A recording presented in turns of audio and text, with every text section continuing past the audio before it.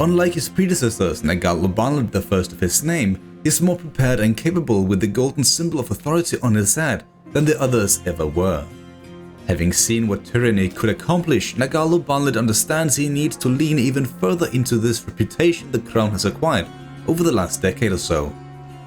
He inherits a torn Assyria split between dozens of cultures that all worship the wrong pantheons. However, Nagal-ubalid may have cracked the code for how to resurrect the Chaldean religion. He needs to find a highborn who still worships these gods. A fact easier said than done considering the works of the former and now deceased high priest, Persian. Because of him, all of the modern elite look towards Zoroaster. If we could spread rumors and tarnish this religion by pinpointing the worst of their kind, maybe, just maybe, the people would look for change.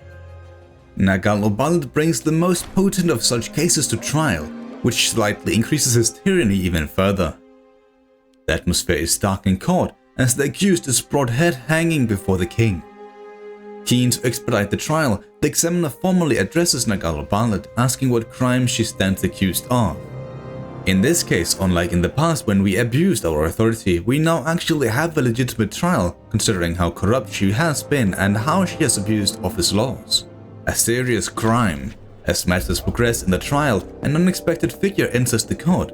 Flanked by burly soldiers, the recently appointed governor of Mesopotamia who replaced Nagal-ubalid takes a seat behind the accused and whispers in her ear.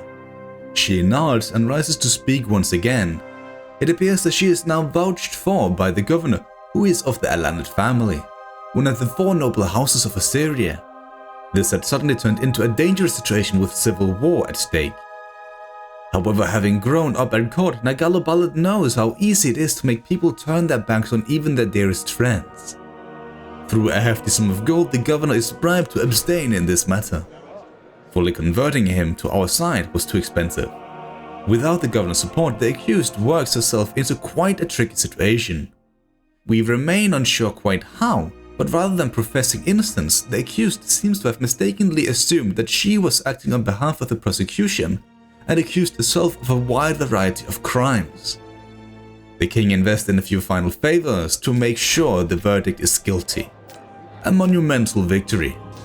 She is immediately proscribed, raising our tyranny to the highest it has ever been at the reward of her valuables being handed over to the crown. Unlike his father, Nagal-ubalid didn't wait around to have kids. No, he already has an 11-year-old heir. But not just that, an actual pious prodigy who everyone at court has massive expectations for. He is the namesake of the deity Ishtar, the Restorer, and thus has every manner of superstition flowing around him. Due to this, as he turns 12 years old, he will begin his education in matters of the divine. To ensure this is both productive and worthwhile, Nagal-ubalid makes friends with the royal tutor by gifting him large quantities of gold and animals. Something that naturally works. This way he won't influence the heir with wicked superstition and lies. With the future of the Seleukid house in place, the king turns towards a more relaxed approach to his religious quest, making advances in accepted rites, boosting the happiness of many of the unintegrated culture groups in Assyria. In turn, he also is coerced into bringing Zoroaster into the official pantheon. However, peace remains elusive in this region. As Nagal-ubalid administers his kingdom, selecting new plots of land for farming, a messenger arrives carrying news from our northern patrols.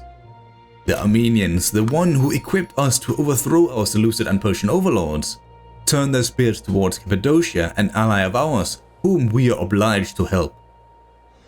War is back on the menu, and as such, despite not really having an understanding of battle tactics, Nagal-ubalid now raises and leads his own retinue of 31,000 troops, while additional 27,000 are coming from Mesopotamia and 16,000 over in Syria. All because Assyria successfully has integrated all the other Aramaic cultures. The king decreed that any one of the Aramaic culture group, that being Assyrians, Babylonians, and of course the Aramaics, could become nobles. A decision that calls for great celebration among the many, but equally disdained from the Assyrians, who until now were the only ones to have that right. While the Syrian levies are tasked to link up with the Cappadocians, the king and the remaining 58,000 troops march into the Armenian territory just north of Assyria and our vassals in the Zagros Mountains. We Assyrians didn't ask for this war, but sure see an opportunity to expand our sphere of influence, or even that of our subjects. Partly due to lack of scavengeable supplies and the many regions that need to be captured, many of the levies are split into smaller groups, allowing us to cover more ground. Not for the royal levy, of course, as Nagalabalat needs every man available to keep him safe. He is the first to spot one of the Armenian armies up close and immediately goes to attack. It is only through sheer luck and his numbers advantage the king wins that battle. Out west, 2 mercenary companies are hired to defend our territory. This decision was made due to the larger Armenian army roaming around just north of this part of our territory. They pose a genuine risk and can literally break through our lines if they consolidate their numbers. Luck needs to be on our side, or rather the gods need to be. Almost all of the Armenian holy sites have been left unguarded and at the mercy of our troops due to this mismanagement of theirs. I mean, it can't be his fault that his troops lose themselves to bloodlust rampage and pillaging. Holy sites throughout Armenia, of which there are many, are desecrated and any valuables are brought back to Assyria. These news from Armenia, however, cause an uproar back home. Province upon province rebel and our troops thus need to divert their focus towards the enemy from within. Some stay behind searching for additional holy sites to pillage, while the others try to keep the Armenians from pushing further in. In the wake of the incredible threat the Armenians pose now that we also have rebellions to keep in check, the king's consort once again steps up to aid the nation. While Assyria does have bureaucratic momentum, there are many issues that await the capable hands of the legitimate monarch. In the absence of the king, his Persian consort Suwarte has taken on some of his responsibilities and is doing her best to address the most pressing concerns. Her first act is to place the pious heir of Assyria, Nidinti Ishtar, as the new high priest, a place from where he truly will hone his craft and faith. Next up is military assurance. Consort Suwarte has decided to turn her martial knowledge to the benefit of the state, to assuage the concerns of the military and particularly the disaffected General Losthammer Bel Alanet, the same man whom we bribed to secure a trial not so long ago. He's complaining of a lack of men, causing the army's confidence in the king to wane. The long-serving veterans complain of criminal neglect of the military organization to whom Assyria owes all its power. It is something she hardly can refuse, considering the circumstances we are in. Most of our occupations in Armenia being liberated at this very moment. Consort Suwarte, similar to her son, too is a pious woman with a great interest in religious matters, and naturally one of her first priorities is the proposal designed to assure the vocal priesthoods and treaties to address the worrying hypatoscopies and inauguries that Zoroastrian diviners have uncovered. They claim, and rightfully so, that the god of the sky and all of the gods are displeased with the king and the situation in which he has left Assyria. Without his guidance, the gods themselves must be relied on to safeguard the country. The lords of the heavens demand that their words to be adhered to, lest they bring calamity down on our heads. This is just what we need. I'd rather she focused on the neglected hubs in our lands. Consort Suwarte has decided to put her considerable administrative experience to good use, with a scheme designed to reassure the disgruntled cities of Garamea. The city of Kelowna is particularly vocal in its concerns, arguing that they repeatedly have been ignored and passed over in favor of the capital and other provinces. The consort draws up a plan to fund the expansion of Kelowna to ensure the future prosperity and assure the locals that the ancient rights and the importance of their municipality will not be dulled by time or ill fortune. Light is at the end of the tunnel. With the consort concerning herself with politics, the king is able to defeat the many rebels and still hold on to most of the Armenian lands. It is therefore with great pride he returns to Ninu, our capital, proclaiming victory over the Armenians and a massive expansion of influence in the north. The armies can finally return home and the veterans retire. Following the war, the king tries to mend some of his relations with some of the commanders whose frustrations towards the king have grown due to his ineffective war strategies. Therefore, Nagalabalat and Losthammer Bel Alanet have spent the last several weeks in deep debate on a number of issues they share strong feelings on. During a recent open discussion in the court, Losthemabel challenged Nagal-ubalid directly, expecting their recent camaraderie to hold some sway. Sometimes a friend can be worth swallowing one's pride. Unless he is known to take bribes like the king himself has taken advantage of before. It is therefore no surprise we find him in a bit of feud with none other than Ishtar, the heir. The court is bustling with sycophants, claimants and pretenders. It is of little surprise that therefore two of the most ambitious claimants to the throne of Assyria have found themselves at odds. These conflicts have a way of getting out of hand, and as such the king steps in by the side of his son and heir over his new friend. As Losthammer begins to speak out with his venomous tongue, the king stands firm in his face of threats from this man with no true allegiance to anything other than gold. He is imprisoned. In the proper spirit of tyranny, and as he still sees some potential in Losthammer, he is forced to fight in gladiatorial games for his freedom. To the menacing sound of growling lions and rapturous applause, Losthammer and his opposition took to the sands this day to fight for their very survival in the arena. The crowd responded well to the epic fight, and the outcome seemed uncertain to the last. Until to rapturous jubilation, Losthammer skewered his enemy with a convenient battering ram. With great pomp, the king declares Losthammer the victor and to be granted freedom immediately. He deserves it. Seeing the governor regain his freedom is what enlightened the king on what needed to be done if he is to bring forth the Chaldean religion. That and partly also creating another buffer state in the north to take over our recently conquered Armenian estates. As no one of any importance in the entire world worships these gods anymore, Nagal-ubalid needs to promote a commoner to a higher class. So the king begins looking around his kingdom for the region with the most Chaldean followers available. The result is Sumer in the south of Mesopotamia. However, to accomplish such a thing in this bureaucratic world, Nagal-ubalid first needs to grant Sumer its independence, as a client state of course, so we can integrate them later on, and befriend one of these Chaldean elitists, to then eventually sway him over to our court. His noble status and faith are the keys to embracing the Chaldean pantheon. From then on, Nagal-ubalid and his son and heir Ishtar begin working day and night on gaining critical favor at court to fulfill their goals. During these actions, Ishtar performs remarkably well. He shows great promise in statecraft and diplomacy that most likely will help make him a good and less tyrannic king than his forefathers. It takes years to gather such influence, meaning a lot can change. For instance, we now border the Parthians, who have become increasingly violent, taking over most of what once was the Persian Empire. Yet inevitably, at a time where no one can dispute Seleucid legitimacy, Nagal-ubalid finally has enough influence in the Senate to convince Assyria to embrace the Chaldean pantheon. With our new cultural beliefs, our people begin to look back towards past traditions and find great interest in the gardens of Babylon. However, we will not let such a divine monument be tainted by foreigners and what we now truly can call infidels. A new era is on the rise, and the pantheon deities now rightfully represent proper gods.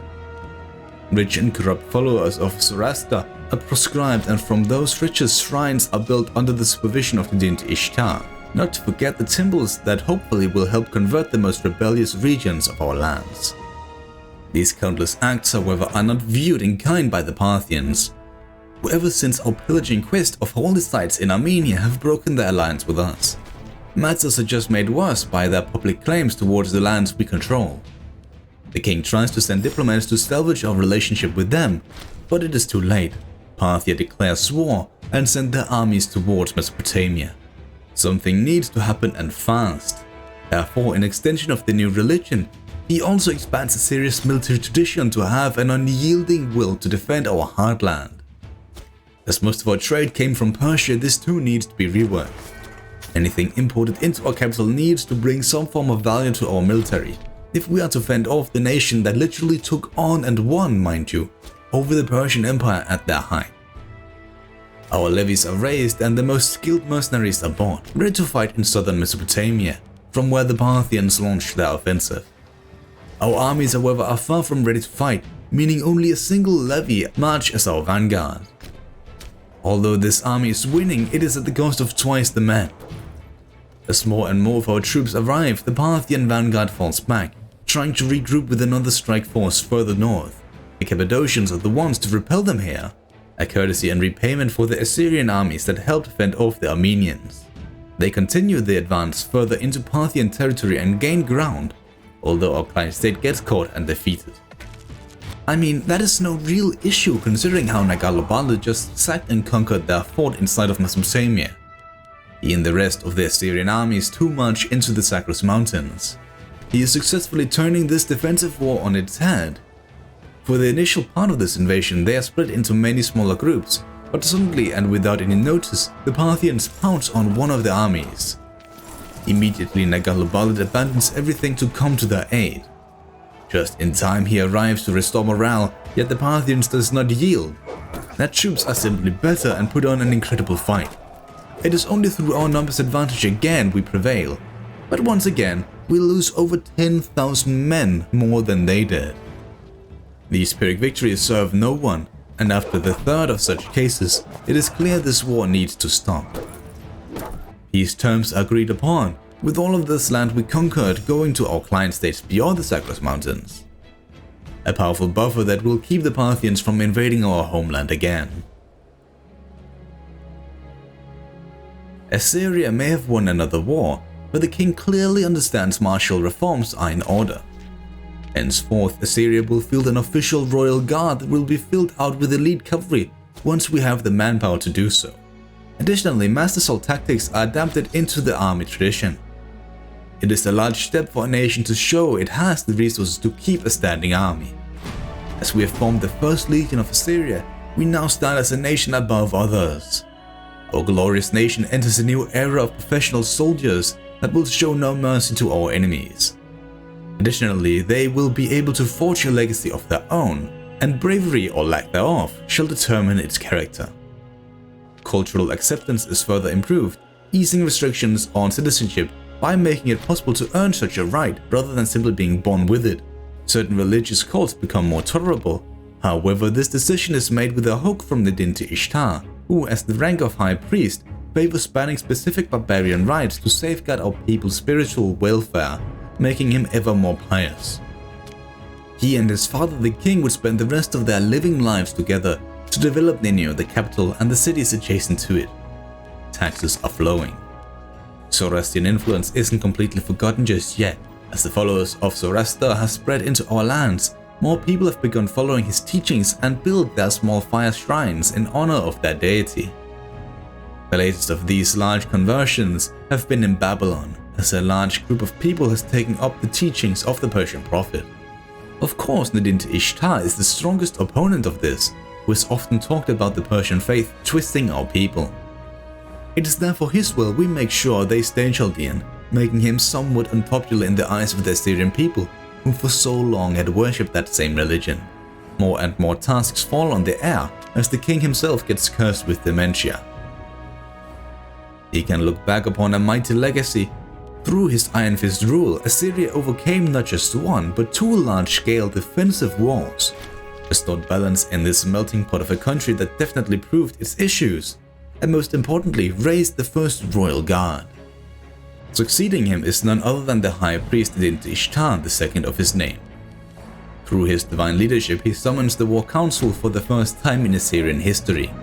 All of the news sleeps as the War Council drags well on into the night. Assembled are three brilliant Assyrian minds summoned to provide insight.